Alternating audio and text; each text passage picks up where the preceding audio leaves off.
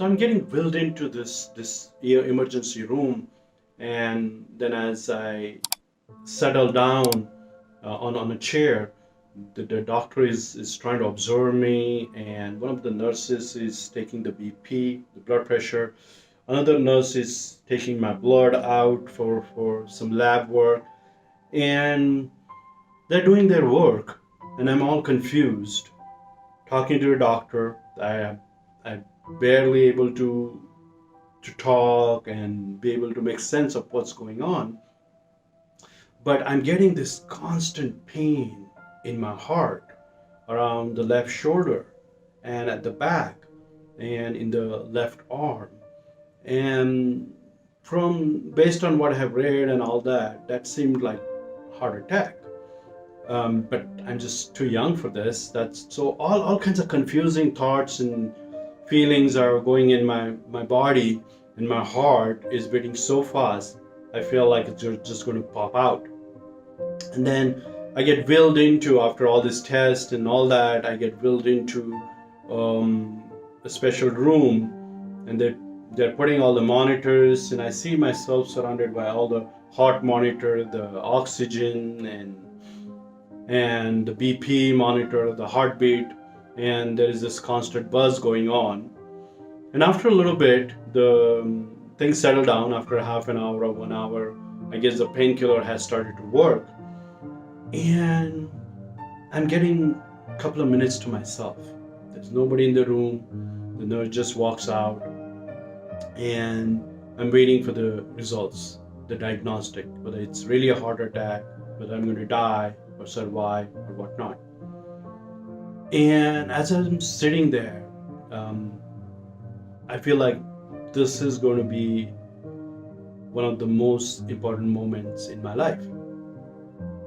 I don't like it, but it's going to be a turning point. And always, anytime there is something important, good or bad, sad or happy, I always go to my notebook and I start writing. That gives me clarity, that makes me a little bit calm.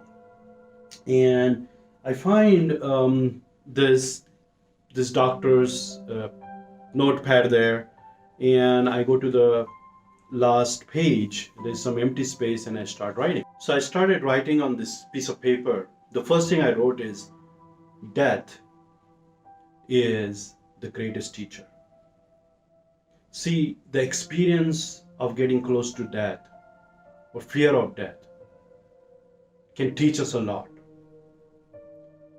In the daily hustle and bustle of life, we are young, we're working, we forget that death is coming, and it's the reality of life. It's the very fact of life. So, what does this teacher tell us? It tells us how precious the life is and how limited we are, how much limited time we have on this earth, and how can we make the best out of it. See, if I were to die tomorrow, what would I do differently? Will I act with my friends and family the same way? How would I behave with strangers, the nurses, the staff?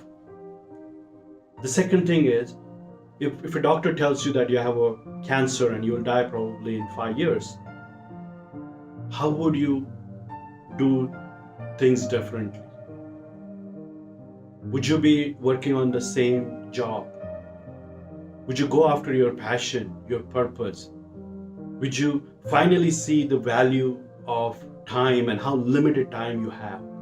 We just assume when you're young that we have a lot of time, but time flies, and surprises can happen, just like I'm here in the hospital room. So that's the first thing I wrote. The second thing I wrote is that we have only one body. See, we can get another house, another car, another job. All of these things can be bought and brought back. But if your liver is damaged, if your heart is damaged, you cannot get it back. You have only one body, so you have to really take good care of it. Steve Jobs, when he had the liver cancer, he had billions and billions of dollars. but those billions of dollars couldn't save his liver. So the only body we have, we got to take really good care of our body. So the third thing I wrote is appreciate the little and big things you have in your life before it's taken away from you. So the sunlight, the ability to play tennis, being able to hug your daughter or be with your friends, or even in the times of Corona, we realized that how beautiful and precious it is to sit with your friends in a restaurant and just have a normal meal. That's extraordinary. And we realized the value of it when we were locked down in the pandemic. So appreciate the things in life. When I was studying at Harvard, I remember this. It was the first semester was an extremely tough, cold winter in Boston. And on the first day of spring, I was all exhausted from the studies and all that. And at around 9 a.m., I got this little glimpse of spring sunlight, and I was sitting on the bench. And that's the very first time in my life I realized how delicious the sunlight could be on your body. And you heard about these stories of prisoners who've been taken away and put into jail for like 10, 20 years, and they later on find out they didn't do the crime. And they were taken away from their family, the ability to be under a tree and on beaches and under the sunlight. All of that has been taken away from them. So imagine for them how precious just being under a tree or going on a beach could be. So appreciate little and big things of your life before they are taken away from you. So the fourth thing I wrote is life is full of ups and downs. It's all constant. For us, it appears to just go the way we want, but life can bring you things you never expected. That's the nature of life, whether we like it or not. So these ups and downs, the wins and the losses, it's all part of life. So we got to accept things we cannot change.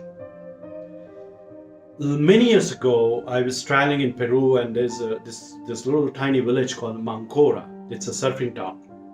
And I was taking my surfing lesson, and I was struggling a lot on the surfboard. And this teacher of mine, he told me, Sachin, no te peleas con el mar. Do not fight with the sea. So what he was trying to tell me is that the waves are so strong, you cannot fight with them. You have to ride them. You have to accept them. So some things in your life which has happened, like your past, the mistakes you did, the regrets you have, the hatred you have with somebody, all of those are things of past. You have to just accept that whatever has happened and really accept it. So I get this coaching clients sometimes who are older in life, and they say that, I'm just too old for this. Actually, they're not really old, but the problem is they have this big wall of the past hanging over them to be able to see the truth, to see the opportunities in front of them. They haven't really accepted the fact that they made some mistakes, and whatever has happened has happened. You have to accept the things you cannot change. You really have to accept them. And then second thing is, you have to have the courage to be able to change the things you still can change. You can lose that weight, you can go after that dream job, you can start reading the books you haven't read before, you can still start making changes in your career. But you have to have that courage, the courage to be able to fail, the courage to be able to go in uncertainty without any guarantee of success. That takes the courage. The courage to open up with your partner, the courage to go back to your friend and say, I am sorry. I didn't value your friendship enough. That takes courage. So the things you can change, you have to have the courage to change them. And the next thing I wrote is never, ever forget these 4 rules of life if you stay alive tomorrow. So at that point, I didn't know that I'm going to get wheeled into operating theater and have a heart transplant, or I'm going to die with heart attack, or what's going to happen. I was completely uncertain, confused, scared. And then the morning came about. I slept through the medication and all that. Slept through the night, and then the morning came around. By the time the doctors had the entire set of results, the cardiologist came to me and said, "Mr. Chaudhary, you don't have heart attack. In fact, your heart is fine. The pain could be for various reasons, some muscle spasm or hyperacidity, or it could be many of the 100 reasons, but I can tell you with certainty your heart is perfect. Nothing is bad with it, and we're going to let go of the hospital in few hours."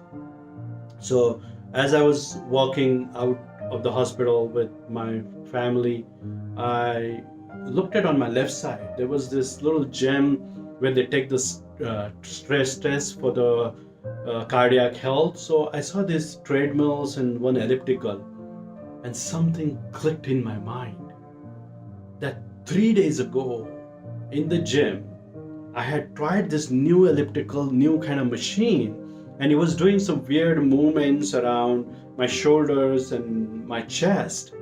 And I just had a flash that the muscle pain I'm getting is because of that unusual movement I did 3 days ago, and it's probably just had a spasm or something, and that's what caused it. And when our doctors were asking me during examination, "Did you do something unusual with your chest or with your body?" I said, "No, no, no. I do the exact same routine in the gym I've been doing for many years." But that time I didn't realize this, and uh, a smile came on my face, and my driver and my wife and people, they couldn't understand that you just walked out of the death situation. Why you have this big smile on your face? But ultimately what I got is this thing I wrote there in the hospital. I still carry with me those rules for life, and I think you should too.